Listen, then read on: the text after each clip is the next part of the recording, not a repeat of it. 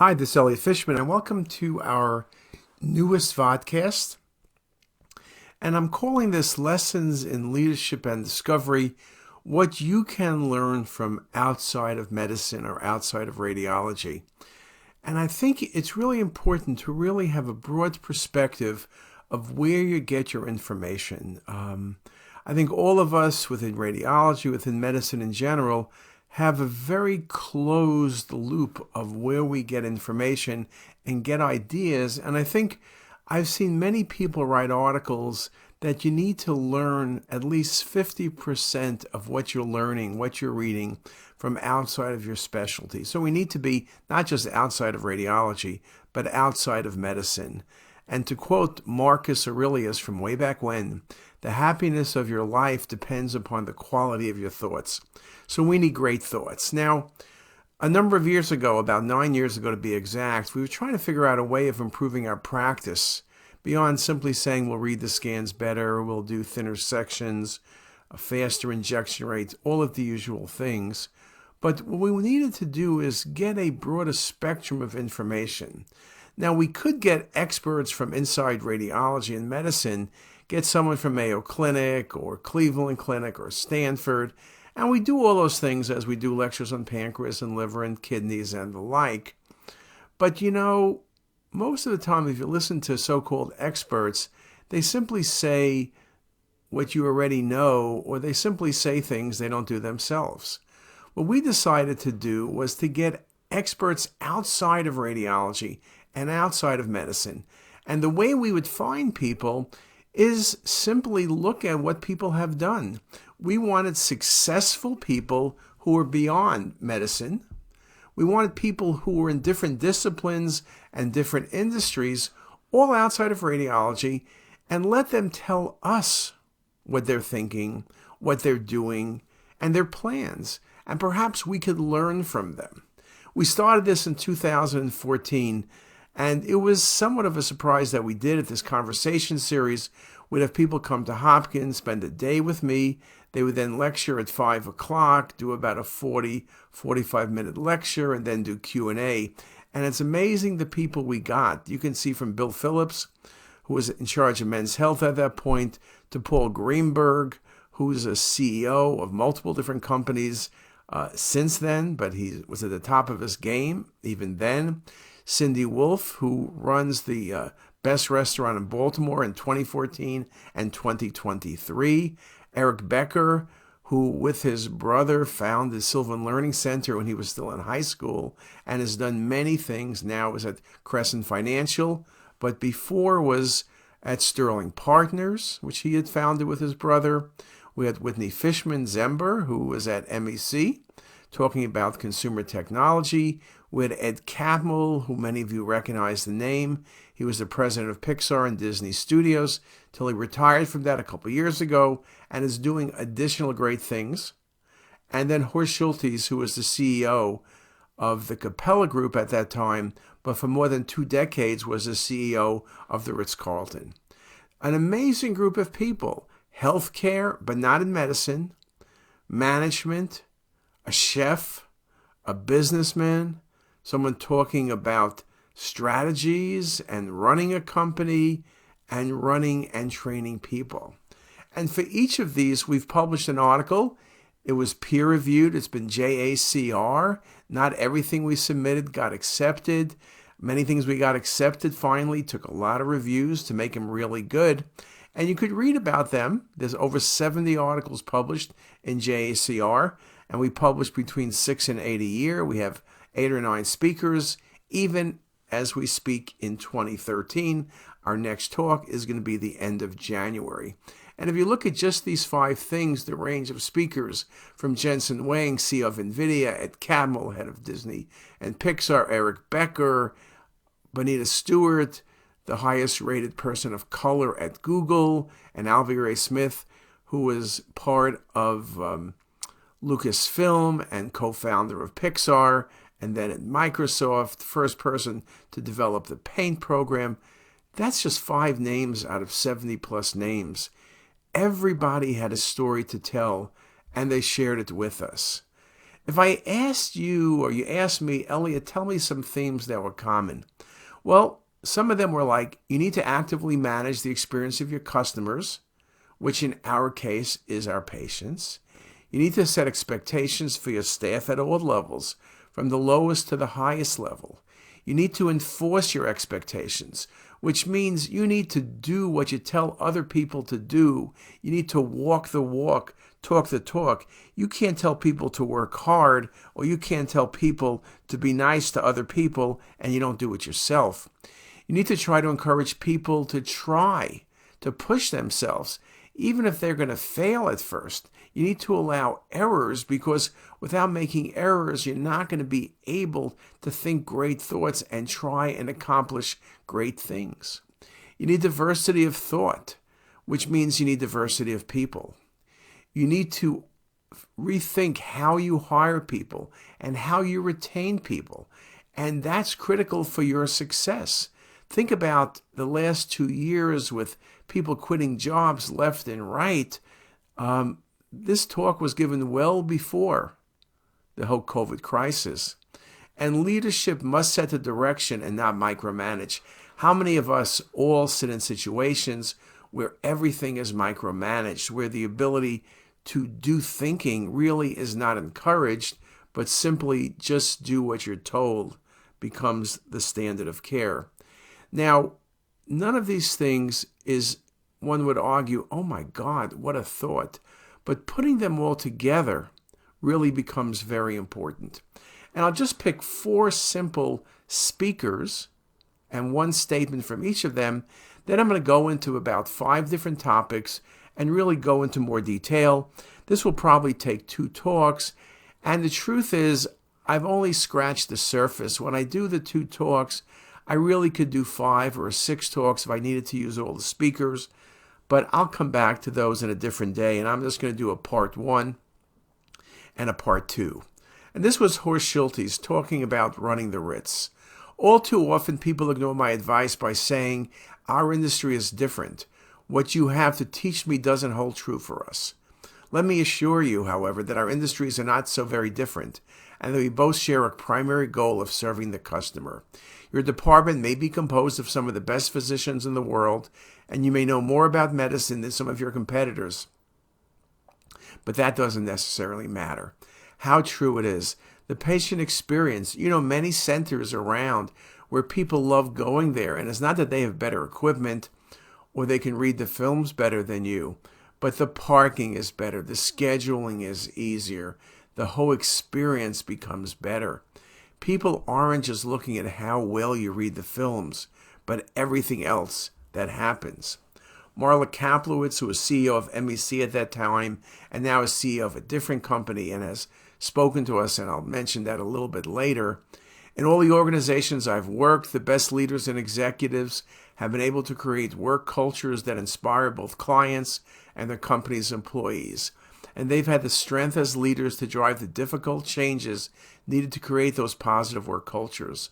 Over the years, having seen both successful and unsuccessful businesses, I've become a strong believer that in order for your company to be successful, your employees must be happy, they must truly believe in their company and products, and they must be willing to put their clients first. She was amazing, and Marla is amazing, but the point she makes is your employees need to be happy. If your employees are happy, your customers are happy because the employees are going to treat them well. If your employees are unhappy, they feel they're treated poorly, they're not going to treat the customers well because they're not going to feel that they're valued. And so the customers are not going to feel like they're valued. Ed Catmull. Another important lesson I've learned is that there is always something stupid or dumb happening all the time in any organization. We just don't recognize it unless it becomes a big enough problem. As you get higher in the organization, you see fewer and fewer of the problems, and frankly, the interconnections and relationships in a big company are so numerous and complex that no leader can completely understand or grasp them in any real way. Finally, having an organization in which everyone feels empowered to suggest ideas and make contributions is critical if you hope to innovate. No one is smarter than Ed Catmull. His book, Connectivity, really tells you He speaks about how the fact is you want to make certain that if you have a meeting that there's more truth in the room than in the hallway. How often is it you sit in a meeting and everyone says, oh yeah, great idea, let's do this, let's do this. Meeting's over, people walk in the hallway and say, oh my God, that's the stupidest thing I've ever heard. The people are a bunch of idiots, will never be successful. Again, you need to be thinking about reality, and you need to find out what the employees are thinking. You need to work with them, not against them. Brian King, who is in charge of customer experience for Marriott, with the recent acceleration in technological change, it's imperative that companies be nimble and quickly react to embrace transformational changes. In the end, all of us want to serve our guests or our patients with the utmost care, and we need to anticipate their needs in order to accomplish that.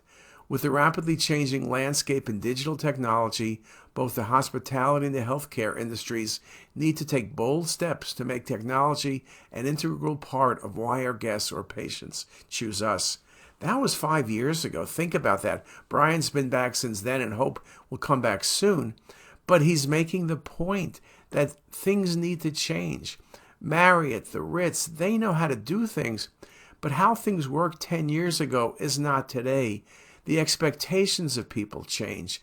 How people want to see things, how people want to get their bills, how they want to be greeted, what they expect at a hotel, it's changed. And the same thing at the hospital. The patients, this is not Marcus Welby, where in the old days Marcus Welby would have the patient's interest at heart, obviously, and he was a wonderful doctor on TV, but it was, hey, I'm Marcus Welby, here's what you need to do, and the patient would listen. Now the patient is going to ask you questions before they see the oncologist or the surgeon or the cardiologist or the radiologist. They've already gone online and Googled the question. They know lots of things. They may know more than you know. They know the latest chemotherapy and radiation therapy. They know the outcomes. They know everything. We need to realize they know a lot and treat them with respect and with knowledge. Those are just 4 things, and I could go on and on. But let me just break it up into a few different topics and just pick a few different speakers under each topic. Again, with 70 plus speakers, it's impossible. So I just chose some of the people, but I promise you I will be back with the other people. Now let's look at leadership. Bill Brody. Bill was my chairman of radiology in the late 80s. Went to Minnesota, came back as the president of Hopkins, left Hopkins after more than a dozen years to run the Salk Institute. All the way, Bill was a radiologist, an entrepreneur, a visionary. Bill came and spoke to us about mistakes. Leadership is a vague term, but it's readily apparent to everyone when it is absent. There always comes a time when there is a true test for an organization, and you then know who is a true leader. Leadership styles range from Attila the Hun to a consensus maker like Gandhi, and each style can be successful or a failure depending on the individual environment. Management guru Peter Drucker once said something like, the 3 most charismatic leaders in the 20th century were Hitler, Stalin, and Mao. The problem was not bad charisma, it was a bad mission. And so leadership, you need charisma, but you need a mission. You need the right mission. Admittedly, I don't have the perfect answer to this dilemma, but I will say that my experience have taught me one lesson. Never hire second best. If you can't find the optimal candidate, just restart your search. Don't settle for second best. Dr. Brody also said taking the time to listen to your people is critical, especially for someone like me who is used to making quick decisions. Soon after taking my first leadership position, I quickly realized that I needed to be the last person who spoke at a meeting rather than the first. An effective leader needs to hear both sides of an issue before making a proper decision. Dr. Brody also went on to say that the perfect leader is a person who's needed by the company more than he or she needs the company's job. Be willing to make unpopular decisions that might even cost you your job if it's the right thing to do. Dr. Brody's point is you need to do the right thing. Don't do the thing that's easiest. Most people will do the thing that's easiest. They'll simply step in line. Sometimes you need to step out of line and say why, or question what you're doing. Having the integrity to do the right thing, no matter what the personal consequences, is what ultimately differentiates the very best of leaders. And it's hard to say anything better than Bill Brody says it.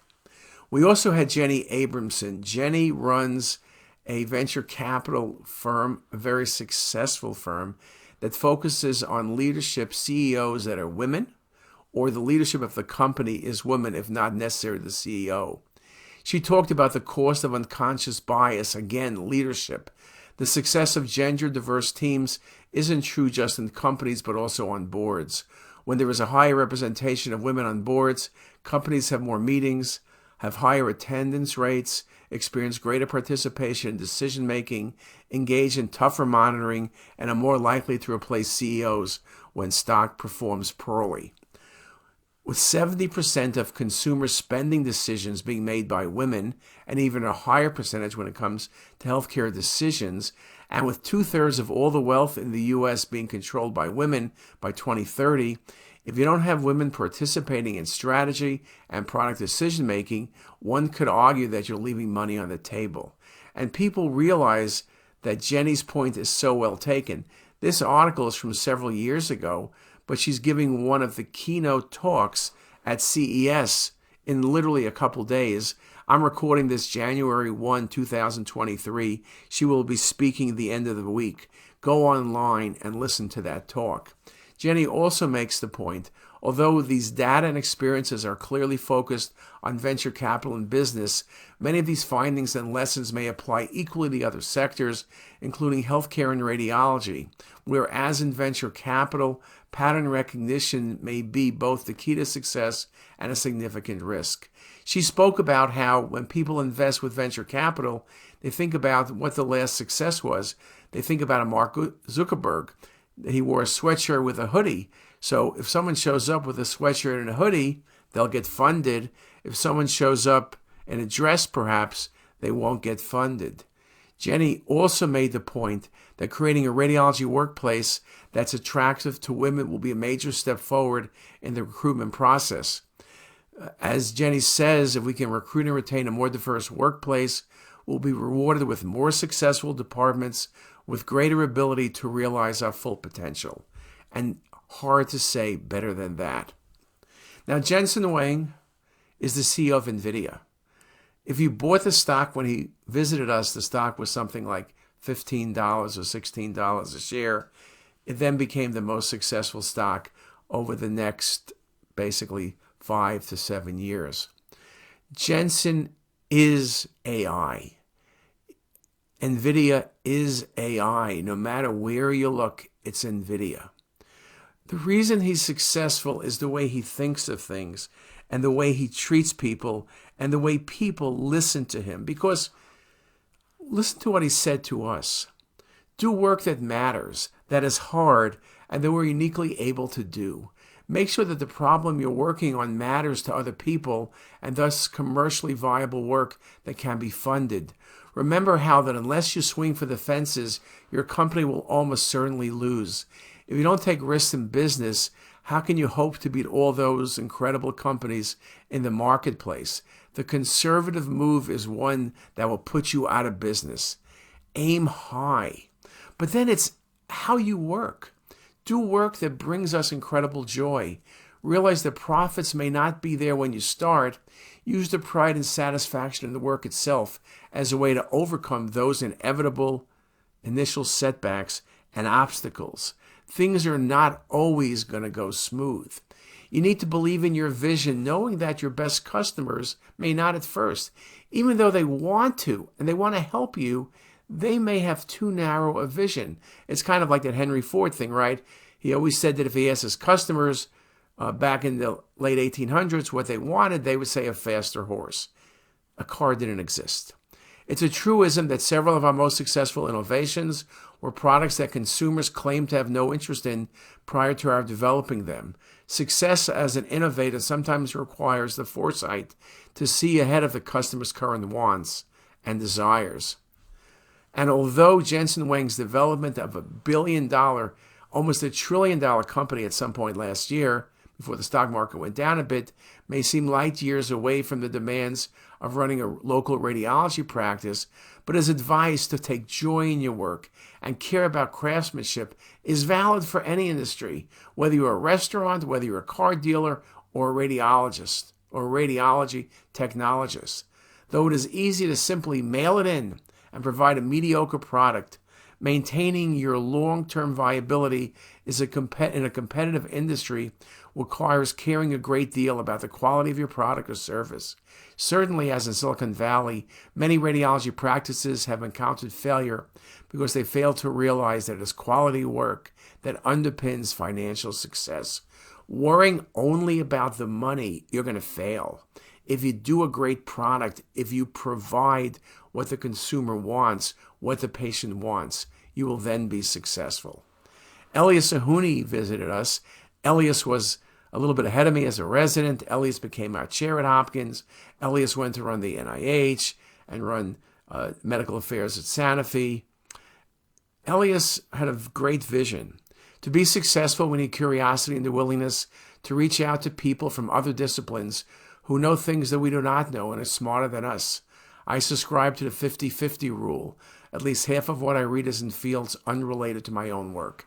That's a comment I made before, but Elias said it incredibly well. Leadership requires heart, spine, and brains, as well as dominating one's fear. When I first came to the United States, I had big dreams. I knew I could not put a full life in a small dream box. The ability of this country to attract the best is what makes America great. Elias went on to say, for radiology to flourish in the world of precision medicine, our specialty must reach out and collaborate with other disciplines. Remaining sheltered in our imaging silo could hamper success. For example, the development of deep learning as applied to medical imaging depends on radiologists working closely with computer scientists to identify the most promising applications and algorithms, as well as with our colleagues in oncology and surgery to identify key clinical questions we need to address. And that was Elias' talk from 5 years ago. More recently, we had Alvy Ray Smith about vision. In medicine and radiology, we're too focused on the short term. To care for an individual patient, to get through a day, or to survive the challenges of the fiscal year. We need to dream big and set long-term 5 or 10-year plans to pursue projects that we feel passionate about and that we have the commitment to follow through. You need to do today, but think also about tomorrow. Alvy made the point that a number of years ago we were approached, this when he was at Pixar, by a Japanese company to make the first digital movie at Lucasfilm based on the story of a monkey character in the Journey to the West. After running the numbers, however, I knew that given Moore's law, now broadly understood to mean that technology progress results in doubling of computer speed every 2 years, the technology was not ready. We needed 5 more years before we could make their request a reality. To understand Moore's law in computer graphics, we first needed to understand the pixel, and to do that, we needed to travel back to 19th century France. Again, this whole idea about planning and thinking. Time is everything. Ed Camel, again, Alvy's partner at Pixar in the beginning, even worse, although I had established an open-door policy, I was told that the production staff had felt hesitant to voice their concerns because they didn't want to be seen as going over the head of their co-workers. From that time on, my policy at Pixar has been that anyone can have a voice and have an opinion to anyone else without worrying about consequences and reprimand. Only if we can hear everybody can we do our best work. Dr. Campbell's admonition about hidden aspects of an organization are very important. Radiologists may have a good sense of what's happening in the departmental reading room, as the majority of radiologists in the department perform at least some critical work. However, other facets of the department, including many patient-centric aspects of radiology, such as scheduling an appointment, patient parking, checking in with the receptionist in the waiting room, having an IV line placed by a nurse, or requesting one scan's results, are all somewhat obscure in the minds of most radiologists, but are critical in the patient experience. Again, going back to Marla, the point is, I've become a strong believer that in order for your company to be successful, your employees must be happy. So think about it.